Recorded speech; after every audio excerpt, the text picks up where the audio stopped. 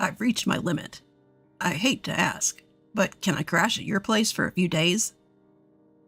Dad had been kicked out of the family home by my sisters and Mom, and now he stood at my doorstep. Seeing Dad, who had always been so strong, talk about reaching his limit, I blamed myself. "I'm sorry, Dad." In that moment, as I tried to apologize for my inability to help alleviate his suffering, my husband Ethan spoke up. "Let's live with your father-in-law." "Are you sure?" I turned to Ethan, surprise evident in my voice. Dad, too, could barely hide his shock, his eyes wide open. "My name is Emily. I'm 26 years old. Ethan and I started dating in college, and we got married 2 years ago. Our days are filled with a fulfilling work-life balance. Ethan is my best supporter, always by my side. I never thought I'd find someone who gives me such confidence, let alone marry them. As the youngest of 3 sisters, I grew up in an environment where I could never go against my mom and my sisters. I was always the last one in line for attention from Mom, and also the lowest in rank among my sisters. Every time I voiced an opinion, sharp words would come flying back at me. Over time, I stopped expressing myself and started to suppress my feelings. I bore the treatment of being treated like a servant by my mom and my sisters without complaining. I wanted a boy.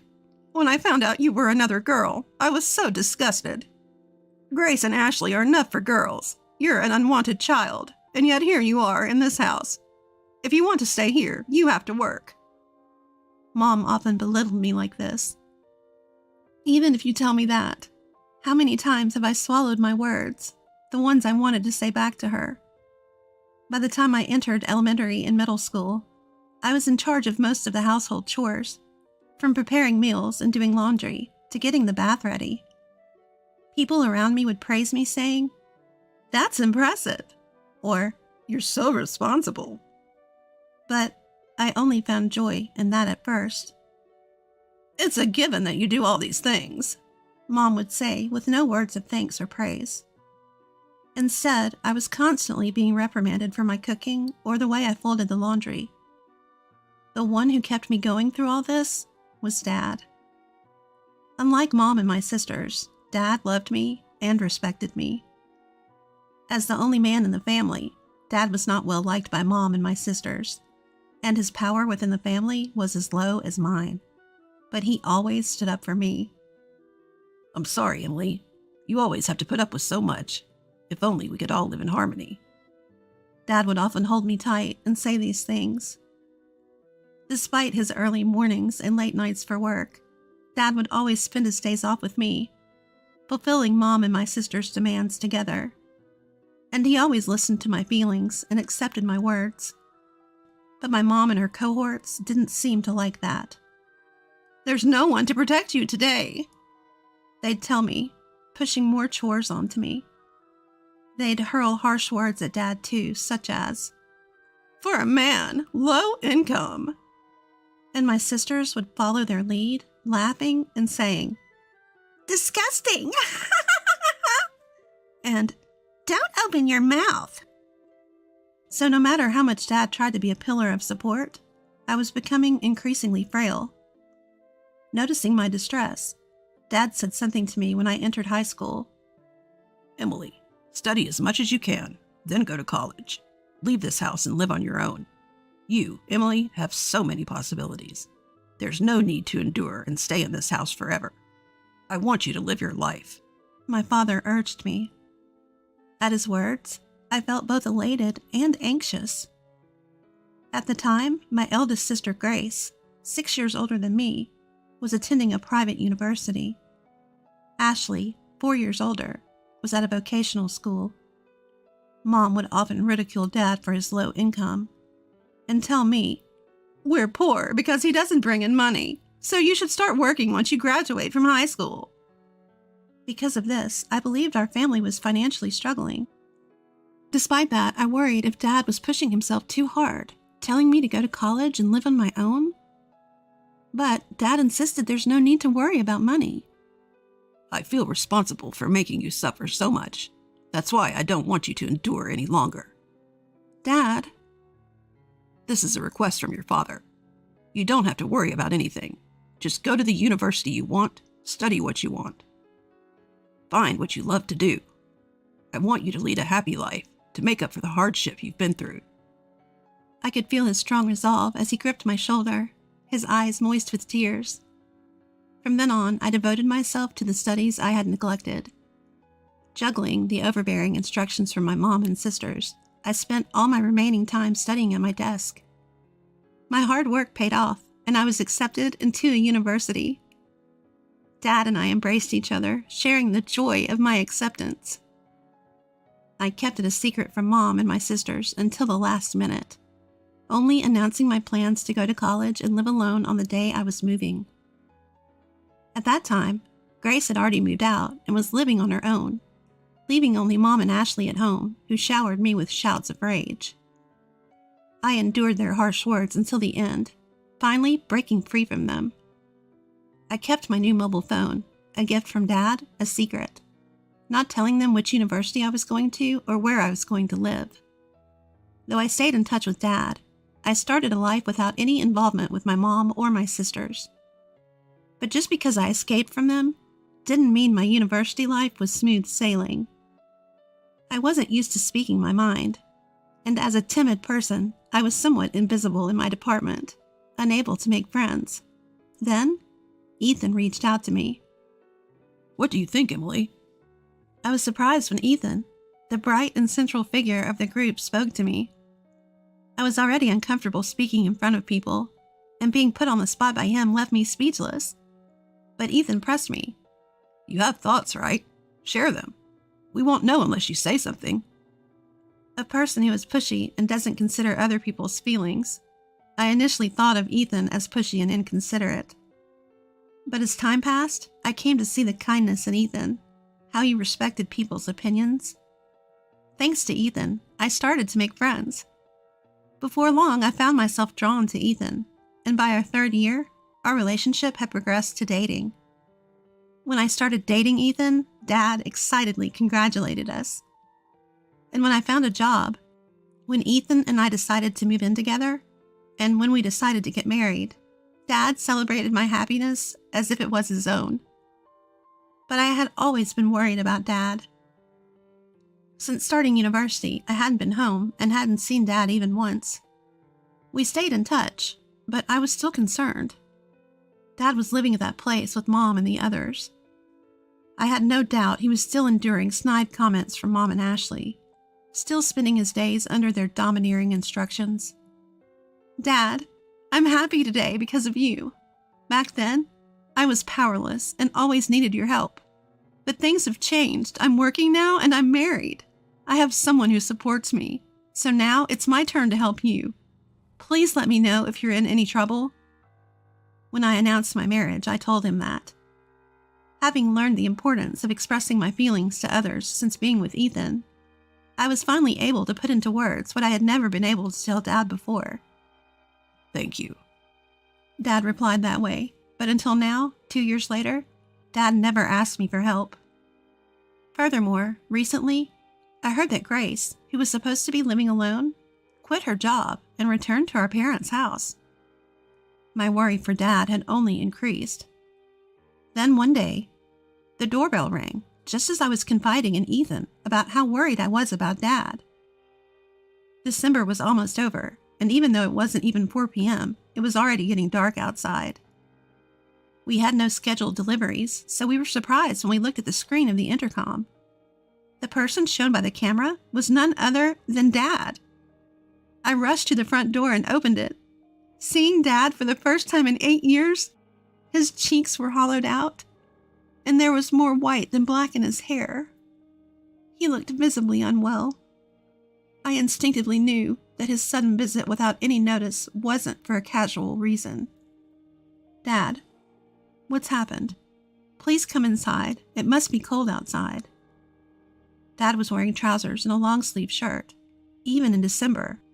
This seemed too thin. Why would he be outside dressed like that? But the reason was revealed from Dad's mouth. Dad was kicked out of the house by Mom and the others. They told me to go buy dessert, so I went to the nearby convenience store. But when I came back, the house was locked. I asked them to open up, but they told me not to come back and didn't let me in. What? I left the house without my phone or jacket, but I waited for several hours and they didn't seem to let me in. As Dad rubbed his cold body, he told us about what happened that day. I quickly made some hot tea and gave it to Dad.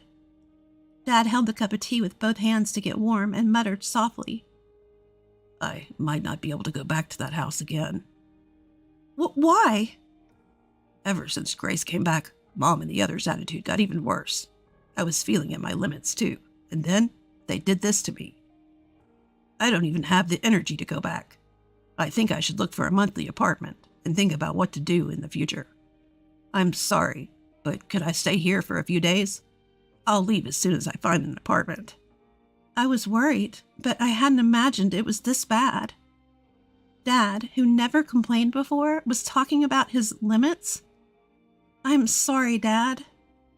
I was about to apologize to Dad for knowing about his troubles and not being able to do anything when... Let's live with your father. Ethan raised his voice. Are you sure?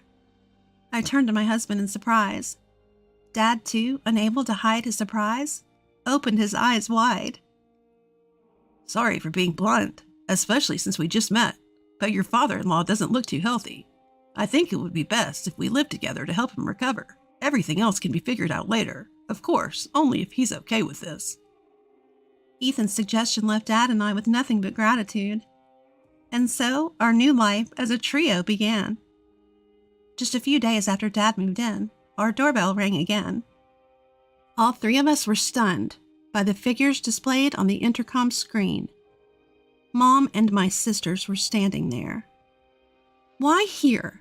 Shocked and bitter past memories made my breath hitch. But I had to face them.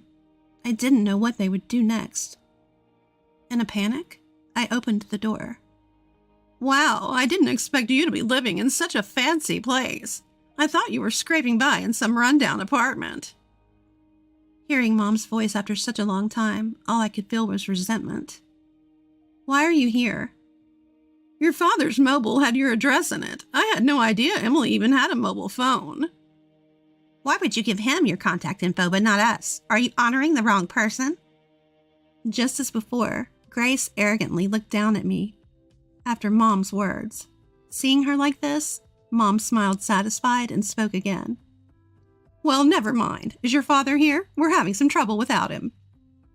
Even though she said they were in trouble, there were no signs of actual distress. All three of them were smirking. In trouble? But you're the ones who kicked him out. You've become quite sassy, haven't you? So he is here. Move aside. No. I yelled at Mom and her group.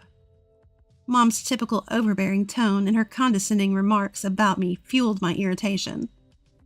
It would have been impossible in the past, but I had changed, all thanks to Ethan. However, Mom's irritation became apparent as she raised her voice. When did I ever give you permission to talk back? Just move. You can't even listen to what I say. I'm not the same person I used to be. I won't be pushed around by you, Mom. I refused firmly. Ethan came up beside me, trying to shoo Mom and the others away. Despite our efforts, Mom and her group wouldn't leave. We repeated, move, and no, until tired of the ordeal or maybe having given up. Mom was the one to break first. That's enough. I don't want to hear any more from you. If you won't move, can you at least let us know when the money will be deposited in our account? It's really annoying that all you can do is put money in, and you can't even do that. I was speechless at Mom's words. How did she think she's been able to live without working? My anger reached its peak. From now on, Dad will be living with us. Dad and I will no longer be pushed around by you guys. Please divorce Dad and stop causing him pain. As I couldn't hold back my words any longer, the response from my mom was something I hadn't anticipated. Don't make it sound like I'm the bad guy. I've been kind enough to stay as a family with a man like him who is low income and can't do a thing. You should be thanking me. What? You're just like your dad, a low-income loser. acting high and mighty, but in the end, all you're doing is licking each other's wounds. I felt like I was about to lose control at Mom's words. I was on the verge of raising my voice, of lashing out, but then my husband spoke. Emily works hard. She's a supervisor, earning a decent wage. I'd appreciate it if you didn't belittle us with comments about licking wounds. As my husband stared down Mom, she retorted, Don't you dare talk back to me. You're an outsider, so stay quiet. That's when Mom turned on Ethan. Dad, who should have been in the living room, was suddenly at my side, addressing Mom. I've heard enough. We can't impose on Emily and Ethan anymore. Let's get a divorce. Dad? At Dad's words, my sisters chimed in with, That's fine. That's fine. We don't need a creepy guy like you. One voice called out. Emboldened by my sisters, Mom agreed. That's fine by me. I was dumbfounded by how quickly things had been resolved, but the peace didn't last long. But there's one condition. Hand over that house to me, then I'll give you your divorce.